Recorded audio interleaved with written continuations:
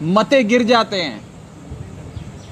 लेकिन ना ये कभी सुना था ना देखा था कि एक सरकार जो बहुमत की सरकार है, उस सरकार की कैबिनेट मीटिंग में मता इसलिए गिर गया कि बहुमत मुख्यमंत्री के पास नहीं था, सरकार के पास नहीं था। हमने कल जो कहा था वो बात इस बात से साबित हो जाती है कि कांग्रेस पार्टी वास्तव में हाशिए पर है, पंजाब में अपनी अंतिम सांसें ले रही है, वेंटिलेटर पर है।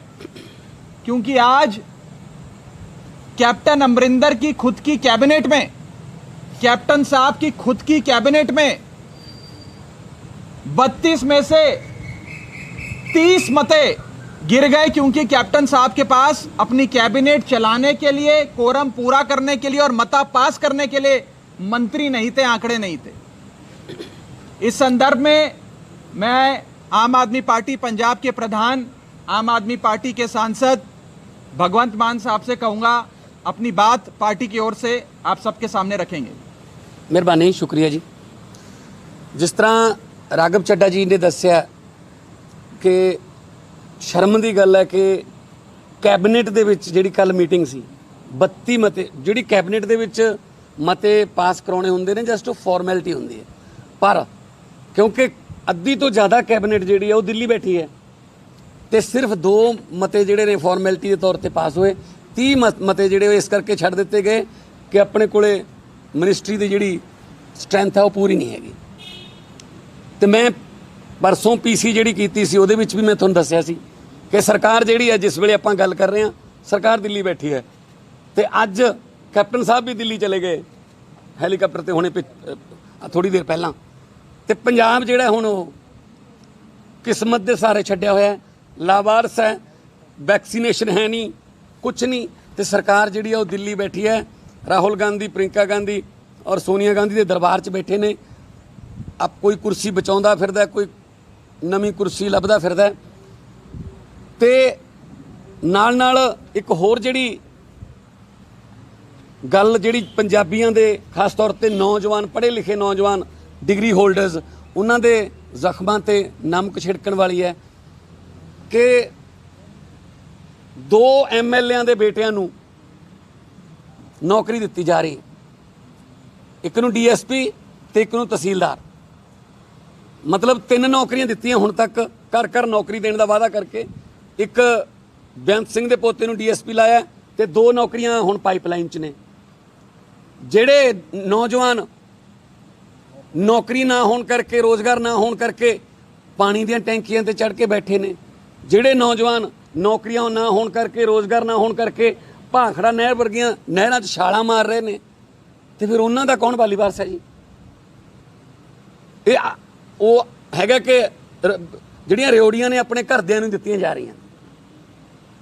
ਕੀ ਇਹ ਟਾਈਮ ਹੈ ਕਿ MLA ਨੂੰ, ਉਹਨਾਂ ਦੇ ਬੇਟਿਆਂ ਨੂੰ ਸਿੱਧੇ ਤਹਿਸੀਲਦਾਰ, ਸਿੱਧੇ DSP ਭਰਤੀ ਕਰੋ? ਕੋਈ ਪ੍ਰੋਸੀਜਰ ਨਹੀਂ ਹੈਗਾ ਪੰਜਾਬ 'ਚ। ਕੋਈ ਸਰਕਾਰ ਨਾਂ ਦੀ ਚੀਜ਼ ਨਹੀਂ, ਜਿਹਦਾ ਜਿੱਥੇ ਦਾ ਲੱਗਦਾ ਉਹ ਲੁੱਟੀ ਜਾਂਦੇ ਹੈ। ਪੰਜਾਬ ਸਰਕਾਰ ਜਿਹੜੀ ਹੈ ਉਹ ਬਿਲਕੁਲ ਹਾਸ਼ੀਏ ਤੇ ਪਹੁੰਚ ਗਈ। ਜਿਸ ਤਰ੍ਹਾਂ ਰਾਘਵ ਨੇ ਕਿਹਾ ਕਿ ਕੈਬਨਿਟ ਦੇ ਵਿੱਚ ਮਤੇ ਵੀ ਨਹੀਂ ਪਾਸ ਹੋ ਰਹੇ, ਇਹਨਾਂ ਨੂੰ ਸਰਕਾਰ ਚਲਾਉਣ ਦਾ ਕੀ ਅਧਿਕਾਰ ਹੈ? ਹੁਣ ਤਾਂ ਇਹਨਾਂ ਦੇ ਆਪਣੇ ਵੀ ਕਹਿ ਰਹੇ ਨੇ, ਸੁਰਜੀਤ ਧਮਾਨ ਨੇ ਕਿਹਾ ਉੱਥੇ ਦਿੱਲੀ ਕਿ ਜੇ ਨਹੀਂ ਸਰਕਾਰ ਚੱਲ ਸਕਦੀ ਤਾਂ ਕੈਪਟਨ ਸਾਹਿਬ ਨੂੰ ਬਦਲ ਦਿਓ, ਤਾਂ ਸਰਕਾਰ ਦੇ ਮੁਖੀ ਨੂੰ ਚੇਂਜ ਕਰ ਦਿਓ।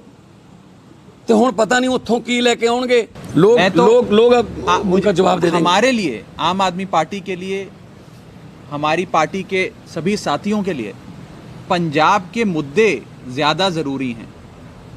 ऐसे अपॉर्चुनिस्ट लोग, मौका परस्त लोग, इन पर ना हम ज़्यादा ध्यान देते हैं, ना इनकी बात करना पसंद करते हैं। हम पंजाब के मुद्दों की बात करना पसंद करते हैं। और कांग्रेस की आपने जहाँ तक बात करी, आज भी जैसा आम आदमी पार्टी ने इस प्रेस कॉन्फ्रेंस के माध्यम से मान साहब और मैंने कहने का प्रयास किया है कि कांग्रेस अब पंजाब में इतने धड़ों में बट चुकी है, मुख्यमंत्री की लड़ाई से लेकर बूथ इंचार्ज तक की लड़ाइयां चल रही हैं, तलवारें निकली हुई हैं कांग्रेस में, कि कांग्रेस का अब रिवाइवल कोई वैक्सीन लगाकर भी नहीं किया जा सकता।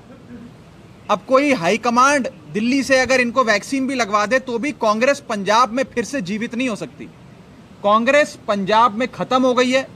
कांग्रेस को पंजाब में वोट देना अपना वोट बर्बाद करने जैसा है।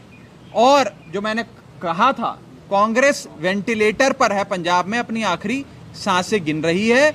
और एक ऐसा समा जहां हजारों लोग कोरोना से रोज सूबे में संक्रमित हो रहे हैं, पॉजिटिव आ रहे हैं, वैसे समय पूरी सरकार, पूरी रूलिंग पार्टी सारी जिम्मेदारियां हल्के, सारे महकमे, सारे डिपार्टमेंट छोड़कर दिल्ली बैठी है कि मेरे को मुख्यमंत्री बना दो। एक कहता है मुझे बना दो, दूसरा कहता है मुझे बना दो, तो तीसरा जिसके घर पे मीटिंग होती है वो सोचता है मुझे बना दो।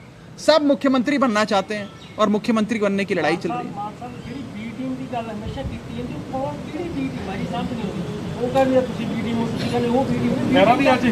सुखबीर बादल ने कहा कि जी आम आदमी पार्टी और कांग्रेस एक पार्टी है, क्योंकि इन्हों के MLA कदे आम आदमी पार्टी के कांग्रेस चले जाते हैं, फिर वापस आम आदमी पार्टी आ जाते हैं, और हुण इन्हों के MLA कुछ जो कांग्रेस चले गए हैं। बी टीम का भी क्लीयर देखो, असी तो लोगों की ए टीम हाँ, असी लोगों की, पंजाब के लोगों की ए टीम हाँ। बाकी सानू दिल्ली च कहते हैं, कदे कहते हैं BJP की बी टीम है, कदे कहते हैं आ फलाने की C टीम है। सिंपल है जी, असी लोगों की लड़ाई लड़ रहे हैं। असी नॉन पोलीटिकल बैकग्राउंड चो ज़्यादातर आए हुए हैं असी, ते असी कोशिश की सी 17 च कि नॉन पोलीटिकल लोगों को टिकटां दे के, वधिया हर फील्ड के बंदियां नूं टिकटां दे के असी अगे लेके आईए।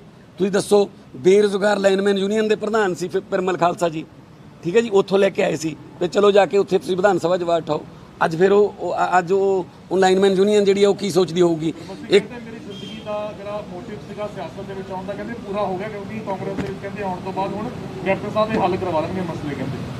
कैप्टन साहब का आप मसला बने बैठे ने हुण कांग्रेस वास्ते, सो हुण की हल कराउणगे।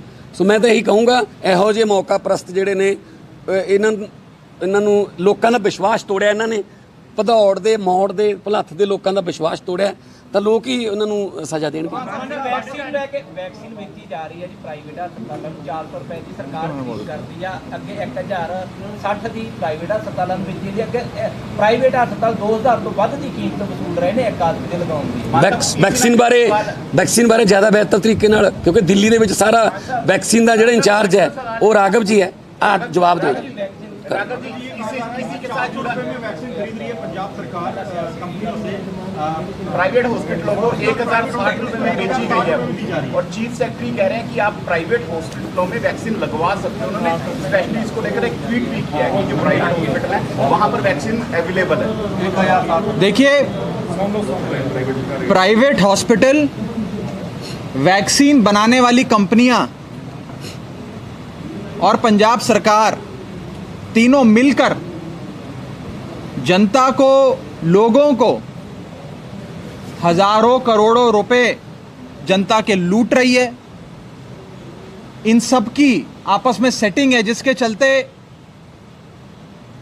सरकार की जो जिम्मेदारी है कि फ्री में एक एक व्यक्ति को, एक एक आदमी को वैक्सीन लगवाना, उससे वो लोग पल्ला झाड़कर प्राइवेट अस्पतालों की ओर, जहां 1000, 1500, 2000, कहीं कहीं 2500 रुपए एक वैक्सीन का शॉट का लग रहा है, उसकी ओर इन्हें धकेल रहे हैं।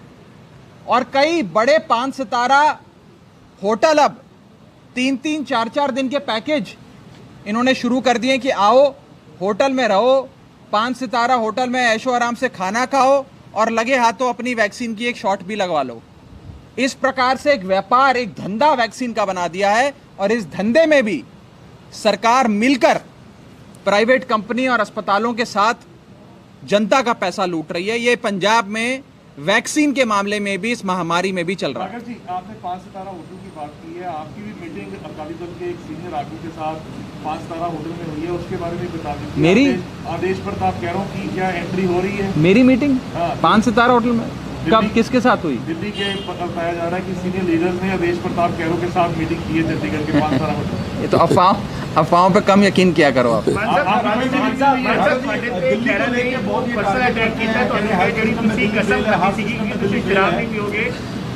सर ये मुद्दे ने सर वो जो मर्जी कही जान, पर घट्टो घट्ट ये है कि असी पंजाब के लोगों का विश्वास नहीं तोड़ते।